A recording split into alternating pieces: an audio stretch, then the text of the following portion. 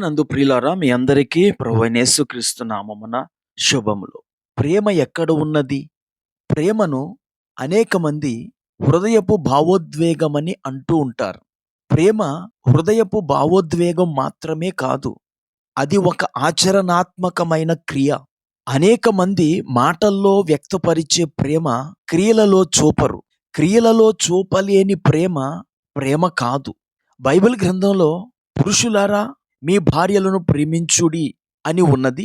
అలాగే యవన స్త్రీలు తమ భర్తలను శిశువులను ప్రేమించాలని కూడా బైబిల్ తెలియచేస్తోంది. అలాగే నిన్ను వలే నీ పొరుగువానిని ప్రేమించుమని, మీ శత్రువులను ప్రేమించమని యేసు బోధించాడు. మీ శత్రువులను ప్రేమించుడి అంటే వారికి మేలు చేయమని అర్థం. అంటే యేసు క్రియతో కూడినటువంటి ప్రేమను ఇక్కడ తెలియచేస్తూ ఉన్నారు. గనుక ప్రేమ అనేది అది ఒక అనుభూతి మాత్రమే కాదు, అది ఒక ఆచరణ.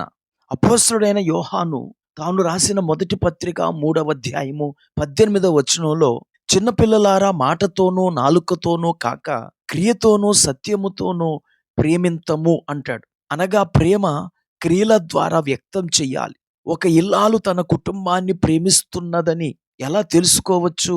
డైనింగ్ టేబుల్ చూచినప్పుడు అక్కడ ఆమె ప్రేమ వ్యక్తం అవుతుంది. తన కుటుంబానికి ఆమె చేసిన కూరలు, వంటకాలు ఆమె ప్రేమను రుజువు చేస్తాయి. అలాగే భర్త తన కుటుంబానికి కావలసినవన్నీ తీసుకొచ్చుట ద్వారా అతడు తన కుటుంబంపై ఉన్న ప్రేమను తెలియచేస్తాడు. అలాగే ఆరాధనకొచ్చే విశ్వాసులు దేవుని పట్ల తమ ప్రేమను ఎలా వ్యక్తం చేస్తారు?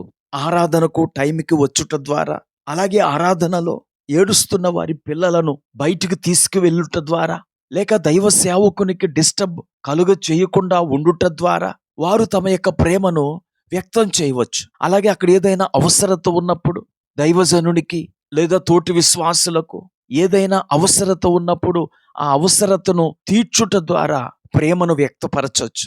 మెక్డొనాల్డ్ అనే భక్తుడు బల్ల మీద అరటి పండ్ల పళ్ళెమును పెట్టి దానిలో ఒక పండును తీసుకోనమంటే నల్ల మచ్చలున్న పండును ప్రేమ తీసుకుంటుంది అన్నాడు. అలాగే వాష్ బేసిన్ను మరియు బాత్రూమును వాడుకున్న తర్వాత ప్రేమ దానిని శుభ్రం చేస్తుంది అన్నాడు. అవసరం లేనప్పుడు ప్రేమ లైట్లను ఆర్పివేస్తుంది అన్నాడు. క్రింద చెత్తా చెదారం ఉంటే ప్రేమ దానిని ఎత్తి నేలను శుభ్రం చేస్తుంది అన్నాడు. అలాగే ఎవరి కారునైనా బైక్నైనా వాడుకున్నప్పుడు వాటిని పెట్రోలుతో నింపి అప్పుడు మాత్రమే అసలు యజమానికి వాటిని అప్పగిస్తుంది అన్నాడు.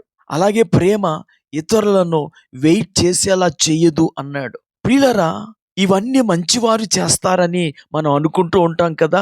అవునండి, ప్రేమంటే మంచితనం, ప్రేమంటే త్యాగం, ప్రేమంటే ఇతరులకు ఇబ్బంది కలిగించకుండా జీవించటం. ఈరోజు ఎంతో మంది ప్రేమ లేని జీవితాన్ని జీవిస్తున్నారు.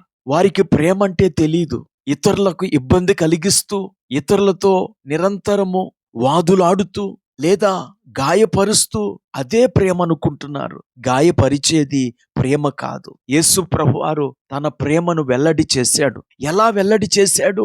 రోమీయులకు రాసిన పత్రిక 5వ అధ్యాయము 8వ వచనం చూడండి. అయితే దేవుడు మన ఎడల తన ప్రేమను వెల్లడిపరుచుచున్నాడు. ఎట్లనగా మనం ఇంకనూ పాపులమై ఉండగానే క్రీస్తు మన కొరకు చనిపోయెను. అనర్హుల కొరకు ఏదైనా మంచి క్రియ చేస్తే అది ప్రేమ. అదే అర్హులు మన ప్రియులు అయిన వారికి ఇంకా మంచి క్రియలు చేయుట ప్రేమయ్యున్నది. ఈ లోకములో ఎవరి స్వార్థం వాళ్ళు చూసుకుంటూ ఉన్నారు. అది ప్రేమ కాదు.